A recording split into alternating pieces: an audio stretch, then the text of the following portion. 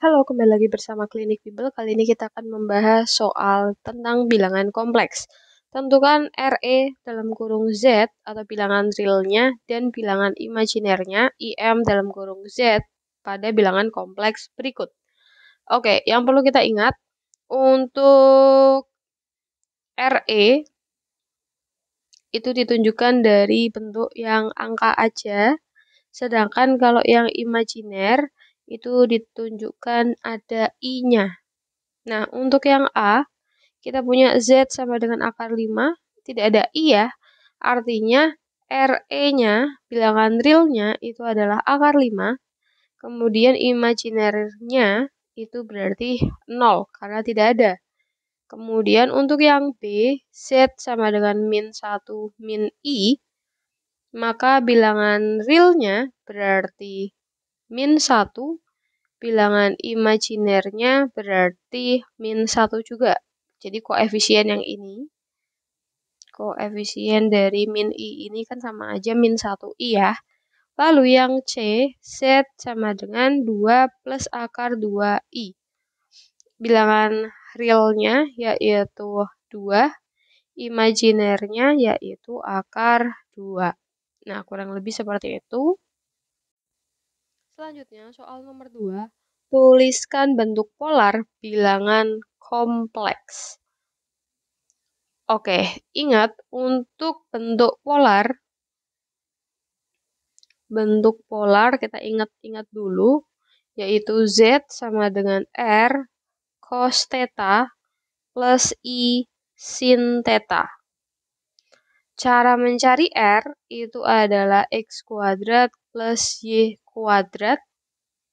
Kemudian sin theta didapatkan dari Y per R dan cos theta berarti X per R. Kalau misalkan digambarkan, misalkan kan ada diagram Kartesius nih tadi di materi ya. Nah, itu kan di sini itu adalah persamaan dari Z-nya. Kemudian di sumbu X ini adalah sumbu Y. Kalau kita tarik, maka akan membentuk segi 3. Nah, kalau di sini ada theta, untuk mencari sin, itu kan sin demi. Jadi buat yang masih ingat, sin demi. Depan dari sudut itu adalah Y, mi-nya adalah sisi miring, yaitu si R. Jadi R itu yang garis miring. Kemudian kalau kosami sampingnya dari sini ke sini adalah X. Kosami, mi-nya kan miring ya, berarti R. Itu dari situ asal muasalnya. Oke, kemudian sekarang kita uji coba. Untuk yang A, ada akar 2 plus akar 2I. Maka tugas kita adalah menentukan X-nya dulu. Sorry, ini kita geser seperti ini. Ini adalah persamaan Z-nya. Di sini kita tahu bahwa X-nya itu adalah yang real, yaitu akar 2. Y-nya itu adalah akar 2 juga, dia itu yang imajiner. X ini adalah Y. Kemudian langkah pertama kita kan mau ngebentuk ini ya. Ini kan rumus-rumusnya, kita tulis dulu, kita kotakin. Sekarang kita cari R-nya dulu. Maka R sama dengan akar X kuadrat plus Y kuadrat.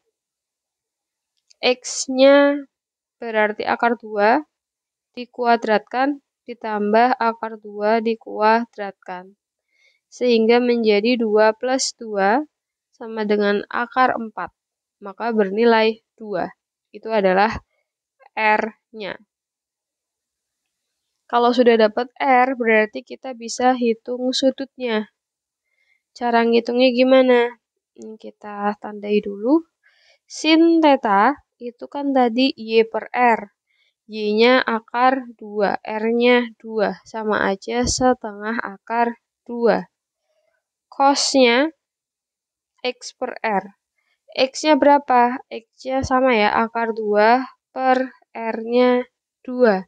Berarti setengah akar 2. Nah, untuk Kan kita udah tahu nih sin theta setengah akar 2, cos theta setengah akar 2. Artinya kita bisa tahu sudutnya. Coba diingat-ingat sin berapa yang nilainya setengah akar 2.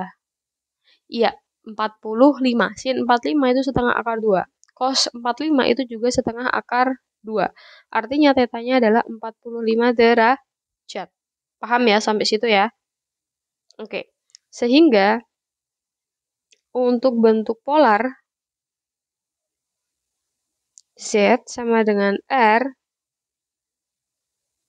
cos theta plus I sin theta menjadi R-nya 2 cos 45 plus I sin 45.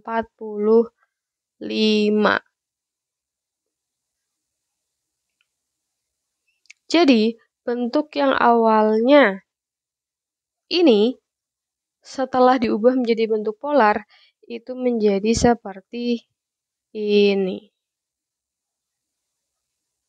Sampai situ paham ya?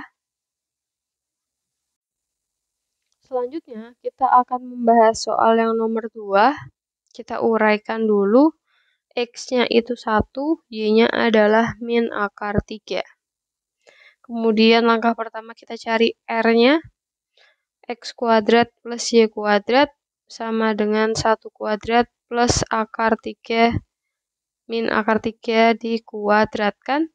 Berarti 1 plus 3 akar 4 ya. Berarti nilai R-nya 2. Kemudian sin theta sama dengan Y per R. Y-nya min akar 3, R-nya 2. Sehingga bisa kita tulis min setengah akar 3. Kemudian kita hitung cos theta itu adalah X per R. X-nya adalah 1, R-nya 2. Berarti setengah. Jadi kita harus cari nih nilai sin theta yang setengah akar 3. Ini berhubungan dengan kuadran. Jadi kita pahami dulu. Ingat-ingat lagi. Ini kuadran 1, 0 sampai 90 derajat. Kuadran 2 sampai 180 derajat. Kuadran 3 sampai 270 derajat. Dan kuadran 4 sampai 360 derajat. Kuadran 1 semuanya positif. Kuadran 2 hanya sin yang positif, kuadran 3 tan positif, kuadran 4 cos yang positif. Di sini nilai sinnya itu negatif. Artinya kemungkinan ada di kuadran 2, kuadran 2 bisa, kuadran 3 bisa, kuadran 4 juga bisa. Sinnya kan negatif ya.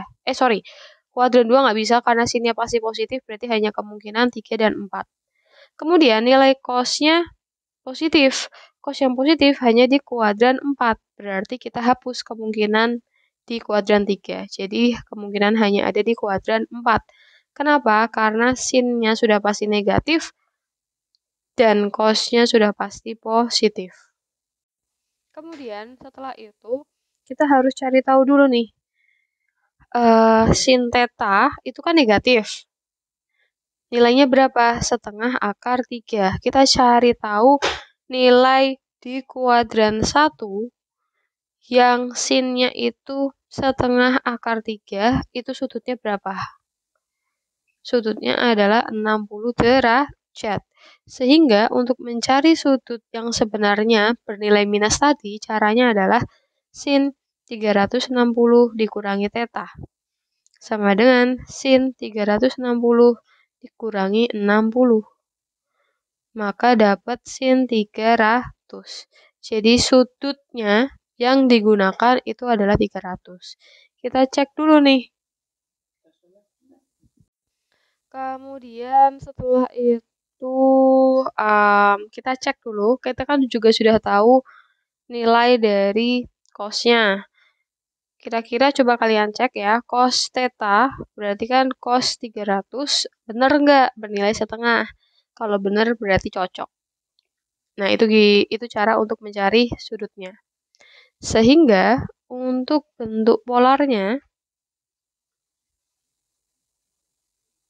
Z sama dengan R cos theta plus I sin theta. Menjadi R-nya tadi kita dapat 2 ya. 2 cos 300 plus I sin 300 derajat. Ini juga jangan lupa ada derajatnya. Seperti ini.